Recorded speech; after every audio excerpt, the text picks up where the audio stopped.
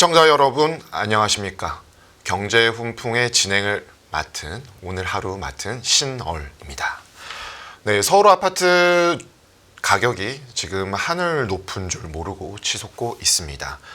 특히 2025년 3월 강남 상구와 용산구의 전체 아파트에 대해서 6개월간 토어제를 재지정을 했지만 마포구, 성동구 아파트 가격이 2013년 관련 통계 공표가 시작된 이래 가장 큰 폭으로 올랐습니다.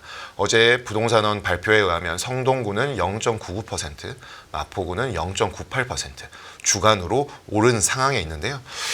이에 대해서 이제 풍선 효과를 강하게 나타내고 있다라는 진단도 함께 있는데 문재인 정부 당시의 가격 급등기 수준을 넘어서는 그런 모습을 보이고 있습니다. 이에 대해서 오늘 김인만 부동산 경제연구소장과 함께 알아보도록 하겠습니다. 안녕하십니까? 안녕하세요. 네, 저도 어제 지표를 봤는데 정말 어마무시한 수준이 나왔더라고요. 네. 네, 이러한 현상에 대해서 좀 간략하게 소개해 주시고 그 근본적인 이유나 최근 이제 특이점 이런 부분 좀 짚어주시죠. 저도 좀 깜짝 놀랐습니다. 통계를 보고 한 번 더, 두 번 봤습니다. 이게 숫자가 잘못된 거 아닌가라고 한 번 더 봤는데 6월 4주차 한국 부동산은 주간 매매 가격 지수 변동률을 보니까 서울이 0.43%, 네. 지난주 6월 3주차가 0.36%였는데요. 0.07%포인트 상승을 했는데 우리가 이제 숫자에 좀 약하잖아요. 0.43이 많이 오른 거야 라고 생각할 수도 있는데 이게 주간 변동률입니다. 주간 상승이니까 곱하기 52 하면 1년 상승분이 나오는데 0.43%면 한 22%. 10억 아파트가 12억 2천 올라가는 속도로 올라가고 있다는 거고요. 자, 이게 평균입니다. 우리가 평균의 함정에 빠지면 안 되는데 그렇죠. 뭐 주식도 마찬가지지만 종합주가가 좋다고 해서 모든 종목이 다 좋은 건 아니잖아요. 그러면 부동산도 핵심 지역들이 많이 올라갔는데 앞서서 말씀하신 것처럼 한강벨트, 용산, 강남 3구 플러스 성동구, 마포구가 굉장히 높게 올랐는데요. 강남이 많이 오른 건 우리가 뭐 익히 뭐 이제 뭐 하루 이틀 일도 아니고 라고 생각할 수도 있는데 성동구가 0.99%가 나왔습니다. 마포구는 0.98%인데 0.99%를 1년치로 환산하게 되면 52%. 어마무시한 숫자. 10억 아파트가 1년 후에 15억 2천만 원 된다는 겁니다. 이게 상상도 할 수 없는 현실이 지금 발생하고 있는 거고요. 이것도 마포 평균이니까 우리가 익히 알고 있는 역세권의 유명한 아파트들, 브랜드 아파트들은 한 2달, 3달 만에 실제로 이 가격을 뛰어넘는 뭐 4억, 5억씩 막 올라가고 있는 상황이기 때문에 저는 문재인 정부 때도 집값이 많이 올랐는데 뭐 그때보다 올라가는 속도는 훨씬 더 빠르다. 이게 2018년 9월에 서울 그 주간 매매 가격 지수 변동률이 0.45%였는데 6년 9개월 만에 가장 높고 지금은 토지거래 허가구역 2월에 풀고 지금 6월 말이니까 몇 달 됐나요? 한 5개월? 4개월 정도밖에 안 됐잖아요. 문재인 정부 때는 2017년 5월부터 시작해서 1년 동안 올랐는 게 그 수준까지 올라갔는데 지금은 4개월 만에 이렇게 올라가다 보니까 곳곳에서 지금 아우성을 치고 있는 부분이고요. 아까 원인을 말씀하셨는데 왜 이렇게 올라가냐라고 하는데 원인은 좀 굉장히 좀 복잡한 다양한 원인들이 결합이 되어 있습니다. 일단 구조적인 원인부터 좀 살펴볼 필요가 있을 것 같은데요. 근본적인 원인이라고 한다면 우리가 지금 저성장, 경기 침체에 또 다주택자 규제도 들어가고 지방은 또 소멸, 인구 감소에 그러니까 인구 감소되는 것도 출산율도 줄어들고 인구 유출이 발생하잖아요. 그렇죠. 아무래도 수도권으로 다들 모이고 수도권으로 가고 또 돈도 수도권으로 들어오고 하다 보니까 똘똘한 한 채 현상이 지금 굉장히 심해진 상황입니다. 그런 배경 하에서 2월에 토지거래가 구역을 풀었죠. 1월까지만 하더라도 정치적 불확실성 뭐 이런 얘기 우리 굉장히 많이 했는데 최근에 정치적 불확실성이라는 얘기를 들어본 적이 없잖아요. 이제 다른 이슈로 다 바뀌었죠. 다 바뀌었죠. 그래서 2월 이후로 실질적으로 토지거래가 구역을 풀면서 정치적 불확실성은 그냥 사라졌다고 보시면 될 것 같고요. 강남 집값이 폭등합니다. 강남 3구, 용산구가 폭등해서 3월 24일에 토지거래가 구역 아파트 전체 재지정을 했음에도 불구하고 다시 올라가다 보니 이제 마음이 그렇게 됩니다. 형님이 키가 커졌는데 동생들이 우리도 키를 맞춰야 되지 않겠나. 형님을 따라잡지는 못해도 비슷하게는 가야겠다라는 심리가 이제 확산이 되는 거죠. 집주인 입장에서는 마포 성동에 아파트를 가지신 분은 우리도 올라갈 때가 되지 않았나라는 생각을 가지고 있고요. 매수자들, 집을 사려는 분들은 이제 당황합니다. 아, 나는 준비해서 내년이든 후내년이든 애가 준비가 됐을 때 사려고 했는데 강남 아파트 올라가는 거 보니까 서둘러야겠다라는 조바심이 생기는 거죠. 그렇죠. 성동구, 마포구, 강동구, 동작구 새 아파트들을 사다 보니까 그걸 지켜보는 분들이 또 불안합니다. 그래서 네. 최근에는 영등포, 성북구까지 또 네. 노도강도 움직이는 이런 불길처럼 번지는데 이게 한마디로 불안감이거든요. 근데 이게 왜 불안하냐라고 한다면 그냥 강남이 올라가면 우리가 불안할까요? 아니잖아요. 네. 이유가 있습니다. 내년부터 입주 물량 반토막이 납니다. 반토막 네. 이하로 떨어집니다. 입주 물량이 줄어든다는 얘기는 전세 가격이 올라갈 수도 있는 그렇죠. 부분이고요. 또 기준금리도 지금 인하 기조잖아요. 네. 작년에 3번, 올해 상반기에 2번 내렸고요. 하반기도 한두 번 정도 더 내릴 가능성이 있습니다. 기준금리 내리면 아무래도 집값에 또 상승 원인도 그렇죠. 되고요. 이재명 대통령께서 또 추경해가지고 최근에 이제 돈을 푼다고 하니까 네.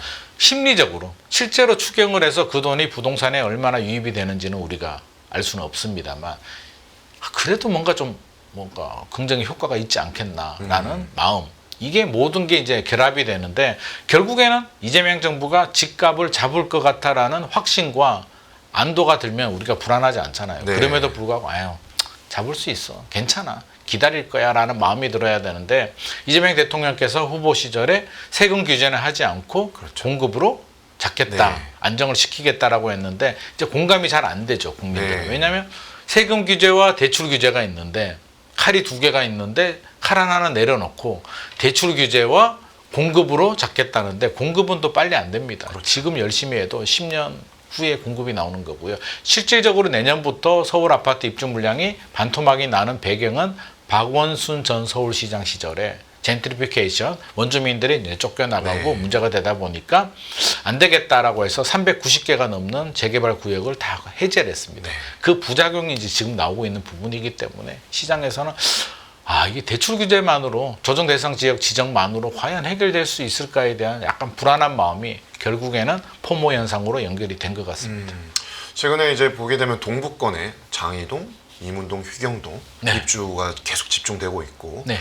어제 특이한 점은 이제 강남 3구의 가격은 상승세는 지속되고 있는데 서초구의 전세 가격이 마이너스를 시현을 했더라고요. 네. 메이플 자이 이게 입주가 입주 물량 영향 이런 부분들이 있지만 이 입주 물량에 의해서 전세 가격이 선행 지표라고 했을 때 조금 떨어지고 가격에 하방암으로 작용해야 되는 전혀 그런 현상이 나타나지 않고 있고 네. 결국 말씀하신 것처럼 입주 물량에 대한 신축에 대한 수요가 다 이를 소화를 하고 시간이 지나면은 다시 전세 가격이 그럼요.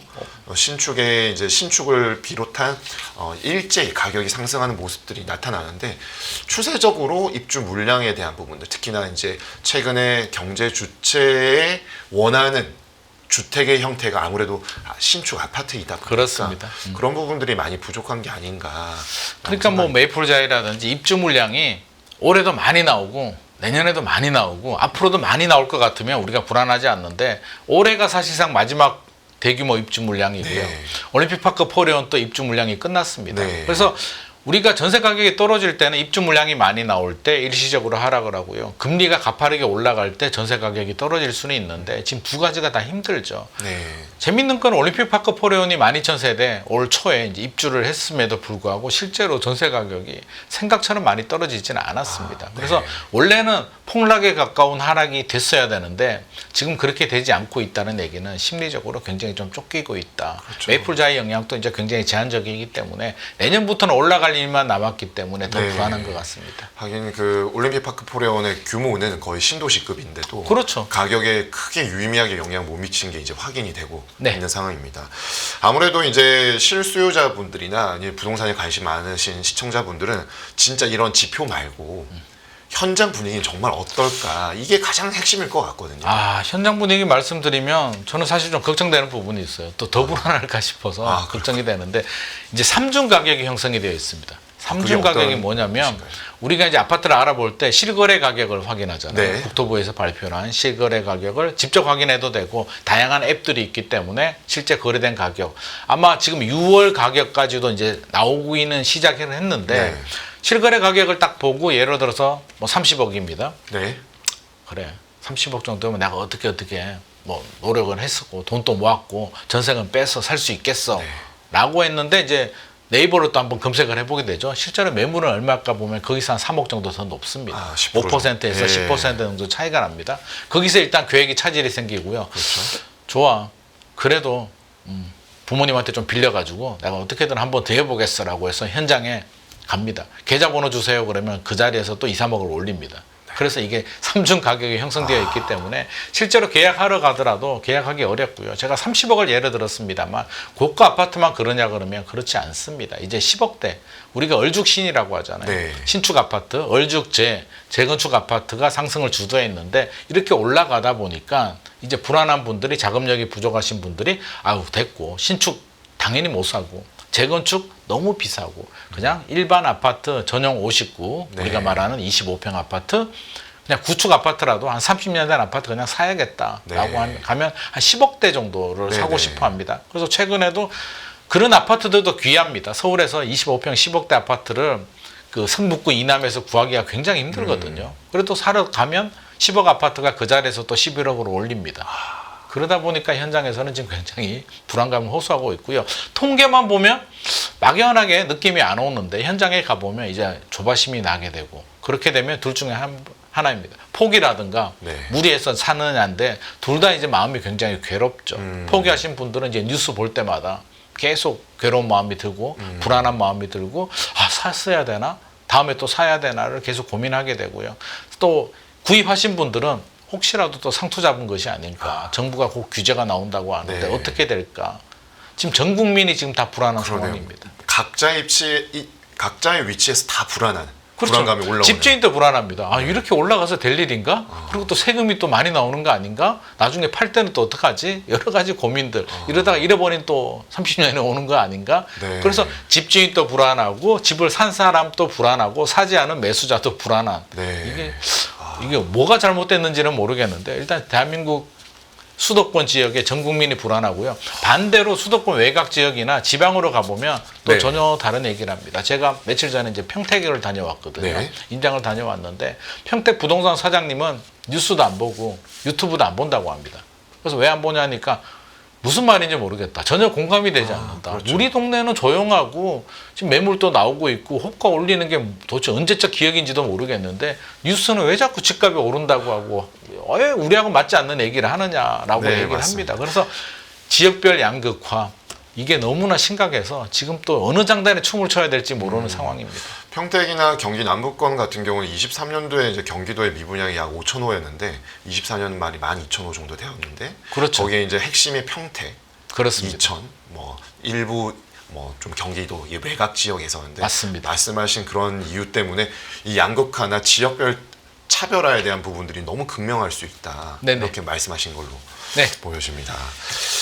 그럼 결국에는 이제 아까 말씀하신 삼중 가격 이게 정말 심각할 수 있는데 최근에 이제 네이버 매물의 증감 추이를 보니까 3개월 전 대비 그러니까 3개월 전이 이제 토어제를 재지정할 때 네. 대비했을 때 보면은 가장 광역 지자체에서 많이 매물 네이버 상에 매매 물건이 줄은 지역이 서울이더라고요. 서울이 많이 줄었죠. 그리고 두 번째가 세종 이런 상황인데 거래가 많이 되다 보니까 네. 줄었고요. 저는 그 매물도 허위라고 생각합니다. 왜냐하면 내놓은 거는 맞는데요. 네. 실제로 사려고 하면 살 수 없는 매물이니까 아. 집주인이 회수하거나 호가를 올리는 가격을 매물이기 또- 때문에 네. 실질적으로는 그게 매물은 맞는데 우리가 계약할 수 없는 매물이 다수기 때문에 사실 그것도 큰 의미를 부여하기는 어려울 것 같습니다. 이른바 진성 매물이 아닐 가능성이 높다. 뭐 주인들이 다 올립니다. 네.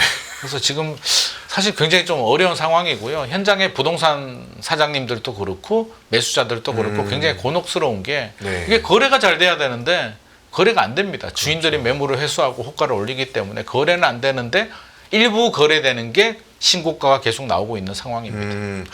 결국에는 이제 심리에 대한 부분인데 아까 뭐 불안 심리나 이런 계속 오르고 모든 경제 주체들이 다 불안한 부분들이 그렇습니다. 네. 가격의 하락보다는 상승을 좀 지지하는 모습이고 아무래도, 네. 지역별 차별화에 있어서도 또 냉소적인 부분도 있을 수 있는데 결국에는 한국은행이 지난 5월 금통위에서 성장률 전망치를 0.8까지 내렸고요. 맞습니다. 기준금리 인하와 이번에 재정정책 1차와 2차 추경을 통해서 성장률의 상향을 한다고 하더라도 1% 초반 정도에 불과할 것인데 이렇게 최근 상황 속에서도 이 경제 주체들, 가게들의 서울 아파트 사자, 아니면 쏠림 현상 이런 것들은 어떤 식으로 해석하는 게 좋을까요? 저는 그게 말씀하신 게 원인이라고 생각합니다. 불안하니까. 저성장이죠. 네. 경기 침체죠. 앞으로 잘 되는 게 없을 것 같죠. 5년 전만 하더라도 돈 좀 있는 자산가들이나 여유가 되시는 분들은 다양한 투자를 했습니다. 상가도 투자하고요. 네. 지식산업센터도 투자하고요. 여력이 되면 꼬마 빌딩도 투자하고요. 네. 땅도 투자하고요. 또 필요하면 지방에도 또 토지 투자도 할 수도 있습니다. 지방 아파트도 샀습니다. 최근에는 다 안 됩니다. 금리도 여전히 뭐 기준금리는 내렸다고 하지만 대출금리는 코로나 이전 시절보다는 여전히 높은 상황이고 최근에 수익형 부동산 투자하신 분들은 월세 받아서 대출 이자도 못 내는 분들이 수두룩합니다. 네. 그러면 답은 딱 나왔죠. 아, 결국 아파트 투자를 해야겠다. 아파트는 어느 지역? 지방 같은 경우는 인구 소멸에 경기 침체에 직격탄을 맞고 공실도 생기고 자산 가치가 떨어지다 보니까 서울로 올라옵니다. 몇 년 전만 하더라도 이제 자녀분들이 인서울에서 네. 좋은 대학교를 가면 거기서 직장을 얻고 부모님이 능력이 되면 전세나 매매나 아니면 돈을 좀 도와준다든지 이렇게 일부 자금 유출이 생기는데요. 최근에는 이제 지방의 자산 가치가 떨어지고 네. 수도권 서울은 올라가다 보니까 이제 위기감을 느낍니다. 10년 전만 하더라도 지방에 예를 들어서 100억짜리 건물 하나 가지고 계시는 분은 강남의 아파트를 5채 살 수가 있었는데 내가 아쉬울 게 없다. 마음만 먹으면 강남 그냥 우스워 라고 네. 생각을 했는데 최근에 보면 자기가 보유했던 100억 가치는 70억으로 내려온 반면에 강남 아파트는 3배가 오르다 보니까 이제는 5채가 아니라 한 채도 사기 어렵다라는 위기감을 느끼면서 그 돈이 또 들어옵니다. 그래서 서울의 외진 투자 비중이 20%에서 30% 정도로 올라왔기 때문에 이런 모든 불안 요소들이 결국에는 이제 서울 수도권 집중 현상, 그것도 똘똘한 한 채. 이제 집을 많이 가지면 안 됩니다. 네. 갭 투자해도 안 됩니다. 지방에 5채 가지는 것보다 서울에 한 채 가지는 게 세제적으로도 훨씬 더 유리하고 투자 측면에서도 유리하기 때문에 그냥 쏠림 현상, 똘똘한 한 채가 하나의 트렌드가 돼버린 것 같습니다. 아, 네, 뭐 여러 가지 이유도 있겠지만 경기에 있어서 수익을 그래도 이 서울 똘똘한 한 채 그리고 세제 측면에서도 아주 효율적이다. 그렇죠. 뭐 그런 측면들을 볼 수가 있겠습니다. 근데 이제 이번에 특히나 과거 이제 박근혜 정부에서 문재인 정부로 될 때는 네.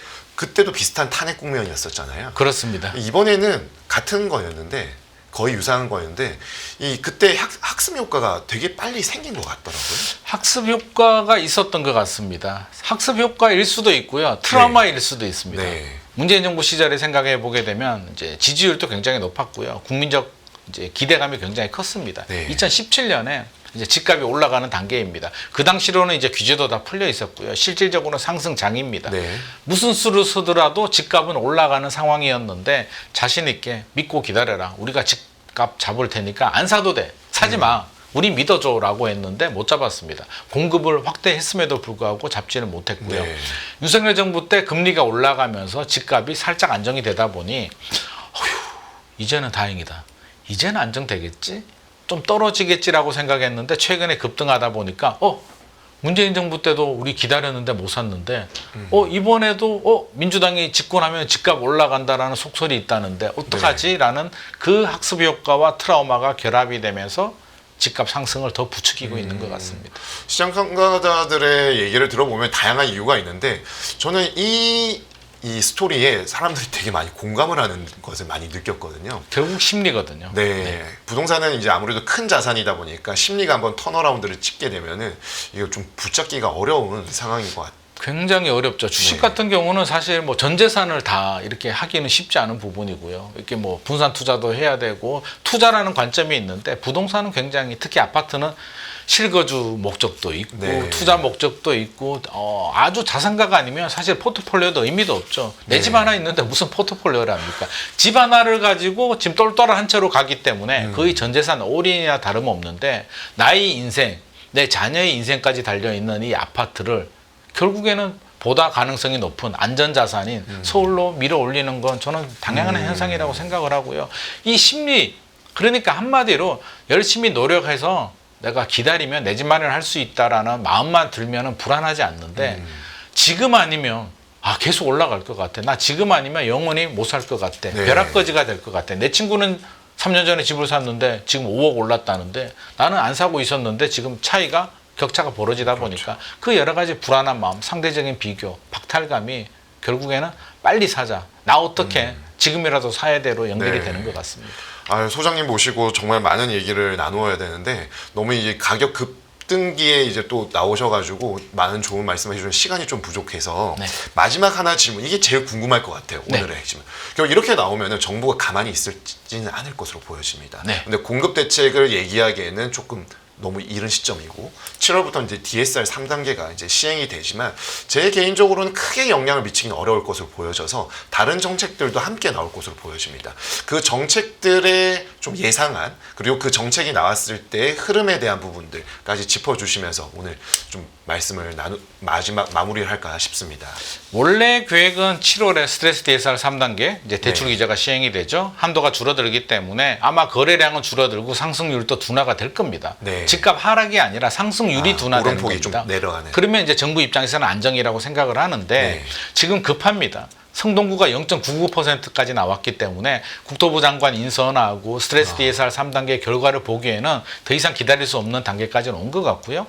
대통령께서 세금 규제를 안 한다고 했기 때문에 국토부 입장에서는 세금 규제 카드를 지금 가지고 오기는 상당히 부담스럽습니다. 그러면 남아있는 카드가 딱 두 개 있습니다.